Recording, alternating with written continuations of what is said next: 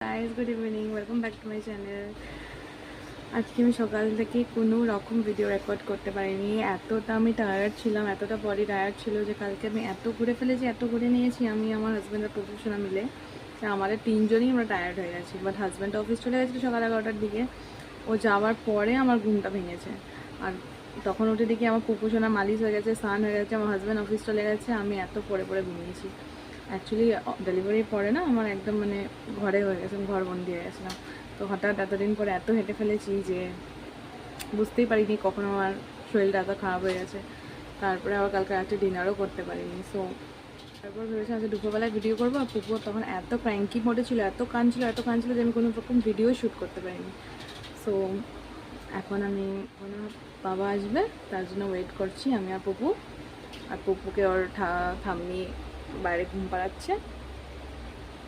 So stay tune, পরে কথা। Guys, এখনই জাস্ট আমার হাজব্যান্ড বাড়ি আসলে, আজকে অনেকটা লেট হয়ে গেছে ওকে আসতে আসতে। এসেই ওর পুকুসোনার সাথে খেলা স্টার্ট করে দিয়েছে, জাস্ট ফ্রেশ হয়ে পুকুসোনার সাথে খেলা স্টার্ট করে দিয়েছে। এখন বাজে রাত 9টা, আমার এখনও রান্না হয়নি, কারণ হাজব্যান্ড না আসলে আমি রান্না করা স্টার্ট করি না। ও ওকে ধরবে, তারপরে আমি জিজ্ঞাসা করবো ওকে কী খাবে না খাবে, তারপরে রান্না করবো। চলো হাজব্যান্ডকে জিজ্ঞেস করা যাক কী খাবে আজকে ডিনারে। আপনি যা দয়া করে খাওয়াবে। আপনি কি পটল আলুর তরকারি খেয়ে নেবেন? হ্যাঁ চলবে, চলবে না? আমার পুকুরটা ক্যাঙ্গারু হয়ে যাচ্ছে দিনে দিনে, বুকের সাথে চিপকে শুয়ে। মোটা ব্যাগে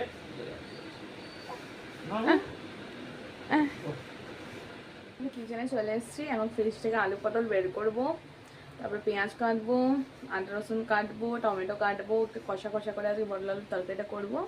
আর সাথে পাঁপড় ভাজা হবে, আর ভাত হবে, আমার মা রুটি করবে।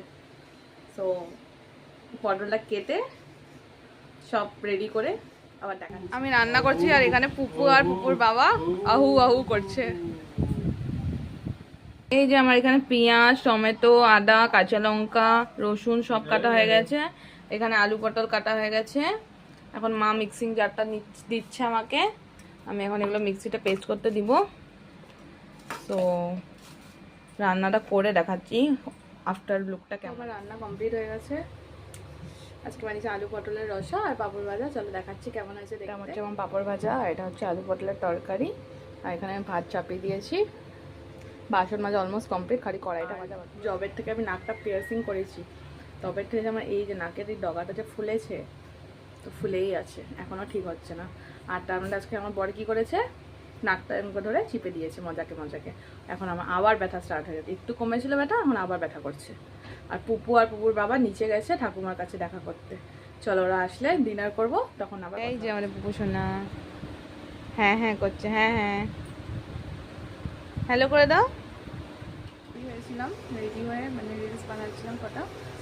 সো এখন আমার ডিনার হয়নি, আমার হাজব্যান্ডের ডিনার হয়ে গেছে, ও শুয়ে পড়েছে, আমার প্রফেশনাল শুয়ে পড়েছে। এখন আমি খাবো, খেয়ে ফ্রেশ হবো, মেকআপগুলো তুলে শুয়ে পড়বো।